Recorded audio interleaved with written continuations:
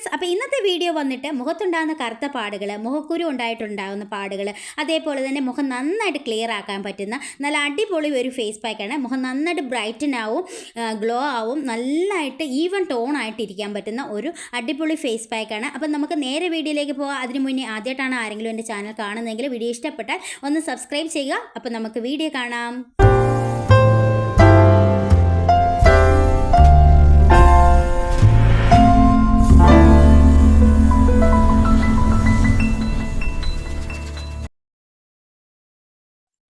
അപ്പോൾ ഈ ഒരു ഫേസ് പാക്ക് തയ്യാറാക്കാൻ വേണ്ടിയിട്ട് ഞാനിവിടെ എടുക്കുന്ന ഒരു 3 സ്പൂണോളം പച്ചരിയാണ് എടുക്കുന്നത്.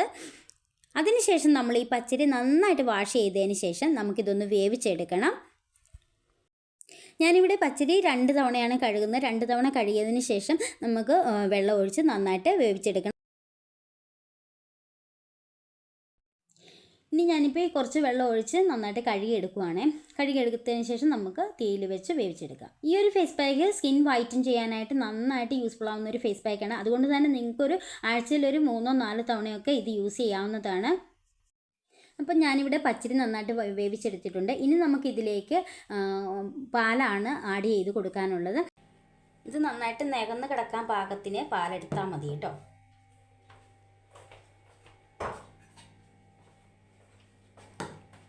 ചെറുതായിട്ടൊന്ന് മിക്സ് ചെയ്തെടുക്കാം. അതെ, ഇങ്ങനെ നികന്ന് കിടക്കാൻ പാകത്തിന് പാലെടുത്താൽ മതി. ഇനി ഞാനിവിടെ എടുക്കുന്നത് ചെറിയൊരു ഉരുളക്കിഴങ്ങാണ്. നിങ്ങളുടെ കയ്യിൽ ഒരുപാട് വലിയ ഉരുളക്കിഴങ്ങാണ് ഉള്ളതെങ്കിൽ നിങ്ങൾക്ക് അതിൻ്റെ പകുതി എടുത്താൽ മതി. ഞാനിത് വളരെ ചെറിയ ഉരുളക്കിഴങ്ങാണ് എടുത്തിരിക്കുന്നത്. അപ്പോൾ ഈ ഒരു ഉരുളക്കിഴങ്ങ് നന്നായിട്ട് തോല് കളഞ്ഞ് കഴുകി വൃത്തിയാക്കി എടുത്തിട്ട് വരാം. ഉരുളക്കിഴങ്ങ് നമ്മുടെ ഫേസിനെ നന്നായിട്ട് വൈറ്റൻ ചെയ്യാനായിട്ട് സഹായിക്കുന്ന ഒരു ഇൻഗ്രീഡിയൻ്റ് ആണ്. അപ്പം ഞാനിത് ഉരുളക്കിഴങ്ങ് തോലൊക്കെ കളഞ്ഞെടുത്തിട്ടുണ്ട്. ഇനി നമുക്കിത് ഇതിൻ്റെ അകത്തോട്ട് കട്ട് ചെയ്തിടാം.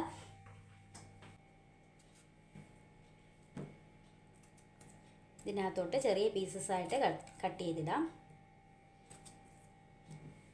ഇനി നമുക്കിത് രണ്ടും കൂടെ കൂട്ടി മിക്സിക്കകത്തിട്ട് ഒന്ന് അരച്ചെടുക്കാം.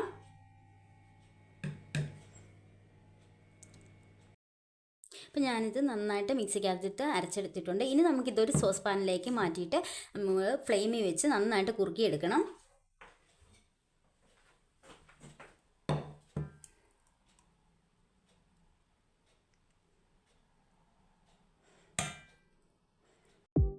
അപ്പം ഞാനിത് കുറുക്കിയെടുക്കാൻ വേണ്ടിയിട്ട് ഇവിടെ സ്റ്റൗ ഓൺ ചെയ്യുവാണ്.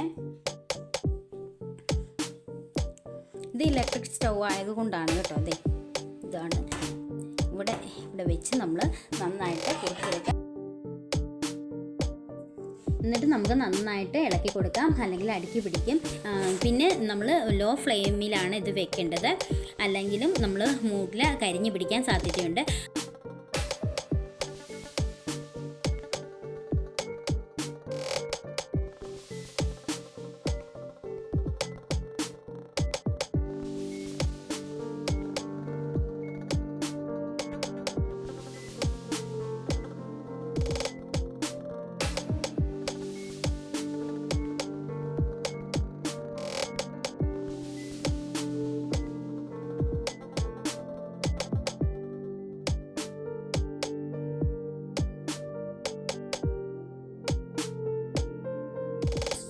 ഇതിൽ അരയാതെ കിടക്കുന്ന ചെറിയ പൊട്ടറ്റോയുടെ പീസസൊക്കെ കാണും. അപ്പോൾ അതിങ്ങനെ സ്പൂണിൽ എടുത്ത് കളഞ്ഞാൽ മതിയേ.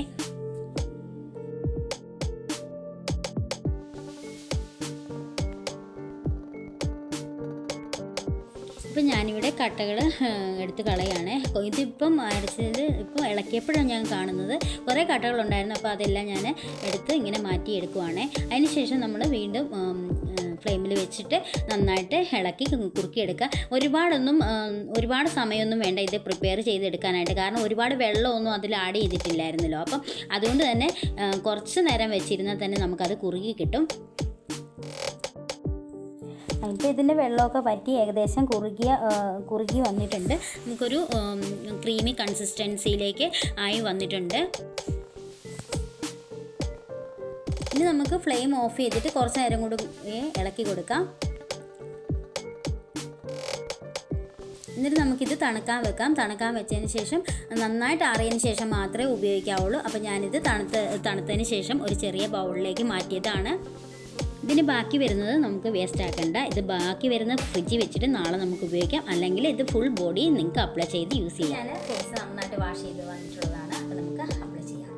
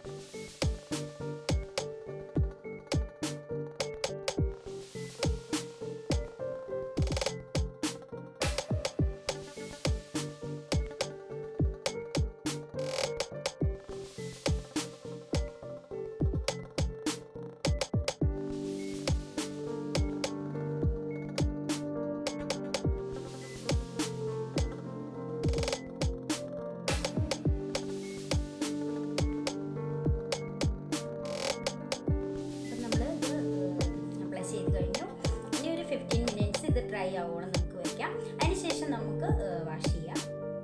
വാഷ് ചെയ്തിരിക്കണം. ഫേസ് നന്നായിട്ട് ഡ്രൈ ആയിട്ടിരിക്കുകയാണ്. വർത്താനൊക്കെ പറയുമ്പോൾ നല്ലതായിട്ട് വലിയുവാണ്. അപ്പം നമുക്കിതൊന്ന് വാഷ് ചെയ്തിട്ട് കാണാം.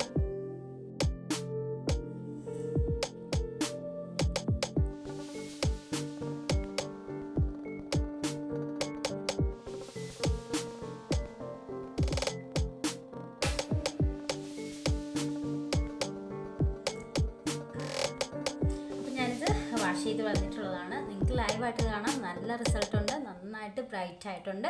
അപ്പോൾ എല്ലാവരും ട്രൈ ചെയ്ത് നോക്കണേ.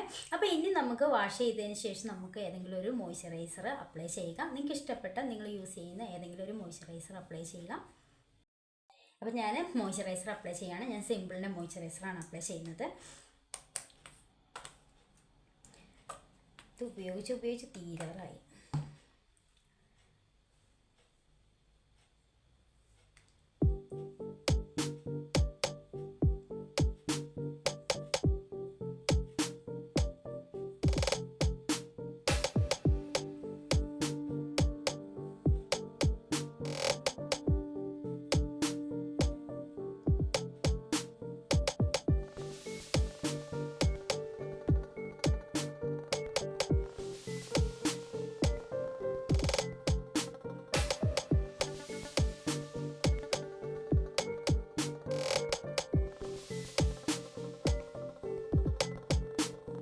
അപ്പോൾ നമ്മൾ മോയ്സ്ചറൈസറൊക്കെ അപ്ലൈ ചെയ്തു. അപ്പോൾ അടുത്ത വീഡിയോയിൽ കാണാം. ബൈ.